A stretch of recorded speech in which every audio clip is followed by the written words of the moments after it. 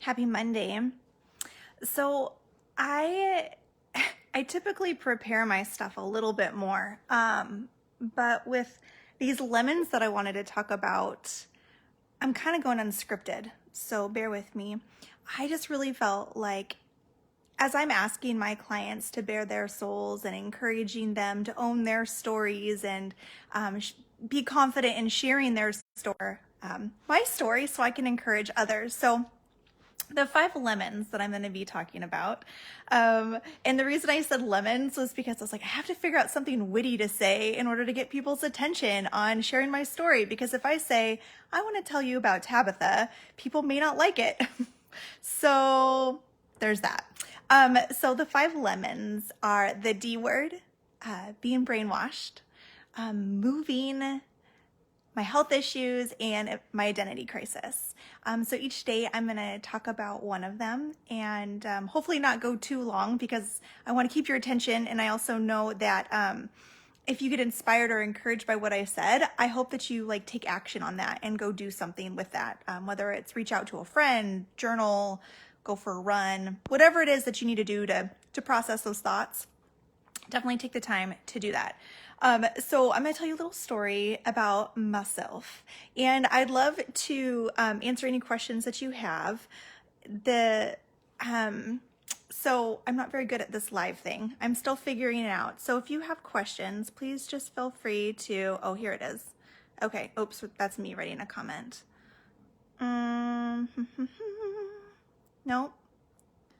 Okay. All right. Well, if you have anything to say, feel free to type something and hopefully it'll pop up on my screen.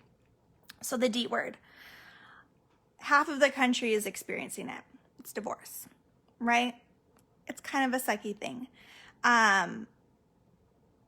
I was born to 2 amazing people that loved each other very much and waited a long time to have kids. And they worked really hard at their marriage. They did. But it just didn't work out. And so they had 1 child, and that was me. And I remember coming home in 1st grade around that time. I took the bus and I walked home, and I remember getting home and feeling like that it was just kind of weird. Like my dad and my mom were home, and my dad would typically be at work, and they sat me down and they said, Tabitha, we are going to separate and not live together. And we're going to try to figure out a marriage, but right now we're going to separate. And they did such a good job trying to talk about it and encourage me to ask questions. But it's kind of crazy. My daughter's the same age as I was when they had this conversation. And so I couldn't even imagine having a conversation with a 6-year-old about this. And many of you may be kind of reflecting back to when your parents told you that they were getting divorced, or if you yourself are divorced and had to tell your kids. And it's just really hard. So I just really empathize for parents having to have that conversation. I remember going to Bullwinkle's Pizza in Juneau, Alaska. If you're ever in Juneau, you have to go get pizza at Bullwinkle's and have popcorn there. It's the best. But that was something to make me feel better. And because food always makes me feel better, right? So they tried really hard. They had me stay in the house, and then they would move in and out of the house. And then that didn't work. And so then my dad moved in with another family. And so then I would go spend time with him over there. And then my mom moved in with another family to try that. And anyhow, my parents just did the best that they could to try to figure out the best living situation for me and for them. And I just really give them so much props for it. Eventually they decided to get divorced, and I don't remember at what point that was. I remember a couple years, but I just know that they had me and my they wanted the best for me. And I really appreciate my friends that have gone through divorces, talking with them, that they just put their kids first and trying to help them go through this, because it's hard for mom and dad. And anyone who's struggling in their marriage right now, divorce is so sad and hard. And I'm not saying whether you should or you shouldn't. I'm just empathizing with you. It should be like last case scenario. Something that a lemonade that I've made out of the lemon is that marriage is just so important to me and my husband. So when we were dating, not even engaged yet, I asked him if we could do premarital counseling. So we weren't even engaged. I was like, but let's just go to counseling just to make sure this is going to work, because I don't want to get divorced, because it's just so hard on the kids, on everyone, right? We did. I think we did. I think we had a mentor couple, and then we did do premarital counseling, and we still go to counseling to this day. When things get really hard, we know that we can go get a check-in. It's just like a really good thing that we're very open about. We could get our own individual counseling as well, because two people coming together in a marriage is really hard, and you have different ideas and expectations. And even 9 years, yes, we've been married 9 years. 9 years in, I mean, there's still new things that I'm learning about Stephen, and he's learning about me.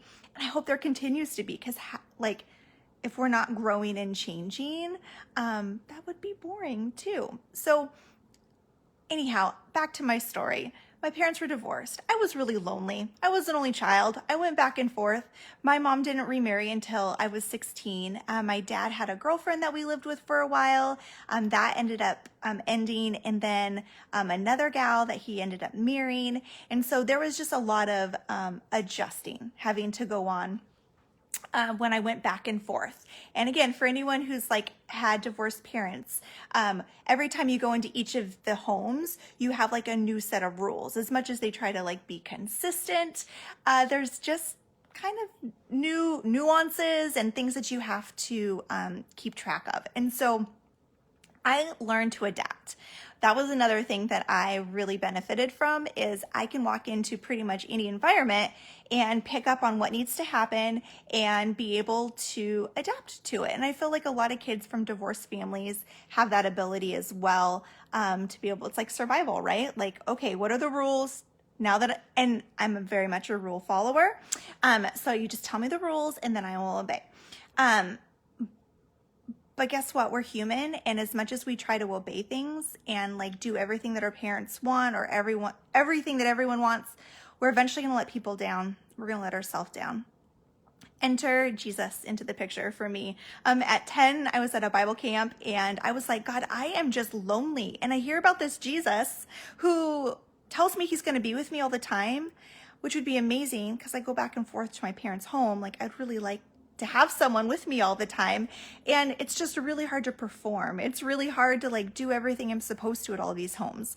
And when I accepted Jesus into my heart, I was able to not feel that loneliness. I still felt lonely, but not that deep loneliness that I felt prior to accepting Jesus, as well as this idea that I will never be able to perform. And don't get me wrong, I still struggle with trying to perform. And even on these Marco Polos, these lives, I try to do my best and everything.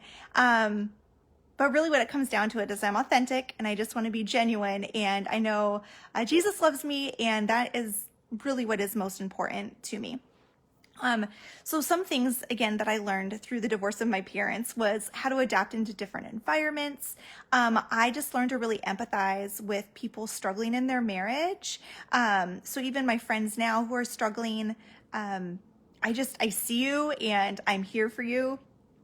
And it's really just motivation to invest in my marriage. Again, me and Stephen go to counseling. Actually, we are going to meet with our pastor tomorrow, because we need a little tune-up, and we need to get on the same page about some things. And so I think it's so important to be honest with yourself, where you're at with your spouse.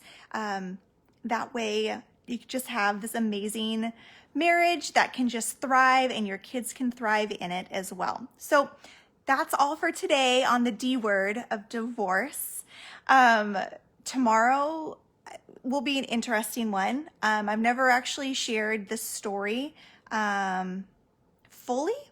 I'm not going to share it fully, because being brainwashed and everything that came with it is not something that you just share on Facebook Live. But I will be sharing some of the important things that I think people can learn about as parents, to help our kids, as people who've struggled with it, all those things. So anyhow, thank you so much for watching. Christina, oh, that's great. Yes, Jesus is love. I absolutely love that. And Emily, hi, Emily. Thank you guys for watching. If you have any questions, please feel free to put them in the comments. Again, the reason I'm doing this is because I think it's so important for other people to own their story. And so I feel like I have to put my story out there also to relate to people and to tell you that things can get better when things are seeming really sour and lemony, that it can be made into lemonade.